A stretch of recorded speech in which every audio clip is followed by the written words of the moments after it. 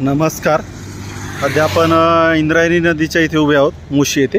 तर तुम्हाला तिथे आजूबाजूला दिसेल ब्रिजवरनं जो चाकण साईडला जाणारा रस्ता आहे, तर त्या नदीच्या आवारात तुम्हाला आजूबाजूला एवढा कचरा दिसेल. इकडे तुम्ही ते खाली पण बघू शकता किती मोठ्या प्रमाणात तिथं कचरा पडलेला आहे. आणि कचरा संपूर्ण ठिकाणी तुम्हाला कॉर्नरला पडलेला दिसेल, ज्याचं काही प्रशासनाचं अजिबात या गोष्टीकडं दुर्लक्ष होताना दिसतंय. आणि शेजारीच नदी आहे, ज्या नदीचं पाणी प्रोसेसहून आपण पाणी पितो ते, आणि त्या प्रोसेसमध्ये भले ते कीटकनाशनं वगैरे जात असतील, पण तरीसुद्धा जो एक छोटासा डाऊट असतो माणसाला, तो कचरा वगैरे सगळ्या गोष्टी पास होणं. एक छोटासा व्हिडिओ मी तुम्हाला काढून दाखवतो याच्यामध्ये. आणि इथं जर तुम्ही बघितलं तर इथं बऱ्यापैकी कचरा लोकांनी टाकलेला. नागरिक इतके मादरचोत आहेत ना, पोत्यात घालून हाणलं पाहिजे ना, टाईम लावून मारलं पाहिजे लोकांना. इथं बघा भाज्या वगैरे पडलेल्या आहेत, पूर्ण प्रमाणात तिथं कचरा नुसता पडलेला तुम्हाला दिसेल. इथं भाज्या पडलेल्या आहेत, काही घराचा कचरा आणून टाकलेला आहे. प्रशासनाने एवढी सुविधा केलेली आहे, घरापर्यंत कचऱ्याची गाडी येते.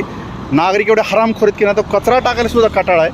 आणि कचरा तुम्हाला दिसेल इथं नुसता कचराच कचरा आहे. साईडला तुम्ही चाकण साईडला जाताना जो बघितलं, भोसरीवरनं जो रस्ता आहे तो, तर इथं तुम्हाला कचराच कचरा दिसेल.